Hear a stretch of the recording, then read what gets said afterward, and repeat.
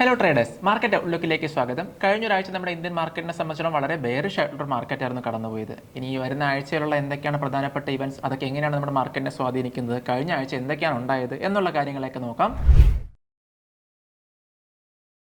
ആദ്യമായി നമുക്ക് പ്രധാന ഇവന്റുകൾ എന്തൊക്കെയാണെന്ന് നോക്കാം. കൺസ്യൂമർ ഇൻഫ്ലേഷൻ ഡേറ്റ വന്നിട്ടുണ്ട്. 5.22% ആയിരുന്നു വന്നിരിക്കുന്നത്. ഒരു പോസിറ്റീവ് സൈൻ തന്നെയാണ്. അതുപോലെ തന്നെ Q3 റിസൾട്ട്സുകൾ വന്നിട്ടുള്ളതിൽ ഇൻഡെക്സ് ഹെവിയേറ്റ് സ്റ്റോക്കുള്ള റിലയൻസിന്റെ റിസൾട്ട് വന്നിട്ടുണ്ടായിരുന്നു. പോസിറ്റീവ് ആയിട്ടുള്ള റിസൾട്ട് തന്നെയാണ് വന്നിട്ടുണ്ടെന്നുണ്ടെങ്കിലും ആ ഒരു പർട്ടിക്കുലർ ഡേ ഒരു മൊമെന്റം കാഴ്ചവെച്ചതിന് ശേഷം റിലയൻസും പിന്നെ താഴേക്ക് വരുന്നത് നമുക്ക് കാണാനായിട്ട് സാധിച്ചിരിക്കുന്നത്. ഇനി US ഇൻഫ്ലേഷന്റെ ഡേറ്റ വന്നിട്ടുണ്ട്. 2.9% ആണ് വന്നിരിക്കുന്നത്. മാർക്കറ്റിന് ഒരു ന്യൂട്രൽ ആയിട്ടുള്ള റെസ്പോണ്ടാണ് തന്നിരിക്കുന്നത്. ഇനി അതുപോലെ WPI ഇൻഫ്ലേഷൻ ഡേറ്റ വന്നിട്ടുണ്ട്. 2.37% ആയിരുന്നു വന്നിരിക്കുന്നത്. അതൊരു നല്ലൊരു ബൂസ്റ്റാണ് ഇന്ത്യൻ കമ്പനീസിനെ വെച്ച് നോക്കുന്ന സമയത്തേക്ക്.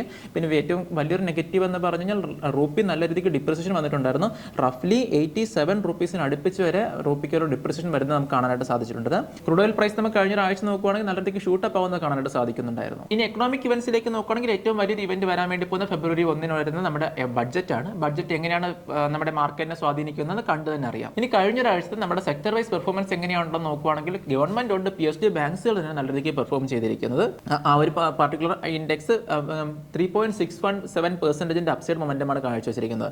എന്നാൽ ലൂസർ സെക്ടറിലേക്ക് നോക്കുകയാണെങ്കിൽ അതാണ് ഏറ്റവും കൂടുതലായിട്ടുള്ളത്. IT sector, consumer durables, reality, digital health care, FMCG sectors എല്ലാം നല്ല രീതിക്ക് ലോസിലാണ് കഴിഞ്ഞ ആഴ്ച ക്ലോസ് ആക്കിയിരിക്കുന്നത്. എല്ലാത്തിനും നിഫ്റ്റി 5.78% ഡ്രോപ്പാണ് കഴിഞ്ഞ ആഴ്ച കാഴ്ചവെച്ചിരിക്കുന്നത്. ഇനി അടുത്തൊരാഴ്ചത്തെ മെയിൻ കീ ഇവന്റ്സുകൾ നോക്കുകയാണെങ്കിൽ റിപ്പബ്ലിക് ഡേ ആണ് മെയിനായിട്ട് ആദ്യമായിട്ട് വരുന്നത്. 26-ാം തീയതി നമുക്ക് റിപ്പബ്ലിക് ഡേ ആണ്. 25-ാം തീയതി കോൾപ്ലേ ഇവന്റ് നടക്കുന്നുണ്ട്. അഹമ്മദാബാദിലാണ് അത് നടക്കുന്നത്. ഇത് രണ്ടാണ് മെയിൻ ആയിട്ടുള്ള കീ ഇവന്റ്സ് ആയിട്ട് വരുന്നത്. പിന്നെ അത് കൂടാണ്ട് നമ്മുടെ മാർക്കറ്റിലേക്ക് നോക്കുകയാണെങ്കിൽ Q3 റിസൾട്ട്സ് വരുന്നുണ്ട്. മെയിൻ ആയിട്ടുള്ള സ്റ്റോക്കുകൾ Q3 റിസൾട്ട് അനൗൺസ് ചെയ്യുന്നത് ടാറ്റ സ്റ്റീലിൻ്റെ ഉണ്ട്, കോൾ ഇന്ത്യയുടെ ഉണ്ട്, ഇന്റർഗ്ലോബ് ഏവിയേഷൻ അഥവാ ഇൻഡിഗോയുടെ റിസൾട്ട് വരുന്നുണ്ട്, ഗോദ്രേജ് കൺസ്യൂമർ പ്രൊഡക്ട്സിൻ്റെ വരുന്നുണ്ട്, NIITയുടെ റിസൾട്ടും വരുന്നുണ്ട്. അപ്പം മാർക്കറ്റിലേക്ക് ട്രേഡ് ചെയ്യാൻ വേണ്ടി നോക്കുന്നവർ ഈ ഒരു സ്റ്റോക്കുകൾ ഒന്ന് വാച്ച് ചെയ്യുക. ഇനി അതുപോലെ തന്നെ നമുക്ക് നേരെ മാർക്കറ്റിലേക്ക് സപ്പോർട്ട് റെസിസ്റ്റൻസ് ലെവലുകളും ഈ ഇൻഡെക്സിന്റെ സപ്പോർട്ട് റെസിസ്റ്റൻസ് ലെവലുകൾ നോക്കാം. നിഫ്റ്റിയുടെ സപ്പോർട്ട് നോക്കുകയാണെങ്കിൽ 23,300 നല്ലൊരു സപ്പോർട്ട് ലെവലായിട്ട് കാണുന്നത്. അതുകൂടെ തന്നെ 22,500 നല്ലൊരു സപ്പോർട്ട് ലെവലായിട്ട് കാണുന്നുണ്ട്. റെസിസ്റ്റൻസ് ലെവൽ നോക്കുകയാണെങ്കിൽ 23,000 അതുപോലെ തന്നെ 22,800 23,000 നമുക്ക് നല്ല സപ്പോർട്ട് ലെവൽ റെസിസ്റ്റൻസ് ലെവലായിട്ട് കാണാനായിട്ട് സാധിക്കും. ബാങ്ക് നിഫ്റ്റിയുടെ കേസ് നോക്കുകയാണെങ്കിൽ ബാങ്ക് നിഫ്റ്റിയുടെ 48,000 ഒരു നല്ല സപ്പോർട്ടാണ്. അതുപോലെ തന്നെ 47,500 നല്ലൊരു സപ്പോർട്ട് ലെവലായിട്ട് ആക്ട് ചെയ്യും. റെസിസ്റ്റൻസ് ലെവൽ നോക്കുകയാണെങ്കിൽ 49,000 49,500 കാണുന്നുണ്ട്. ഫിൻനിഫ്റ്റി ലെവൽസ് നോക്കുകയാണെങ്കിൽ സപ്പോർട്ട് ലെവലായിട്ട് 22,500 22,000 ഉണ്ട്. അതുപോലെ റെസിസ്റ്റൻസ് ലെവലായിട്ട് 22,800 23,000 നമുക്ക് കാണാനായിട്ട് സാധിക്കുന്നുണ്ട്.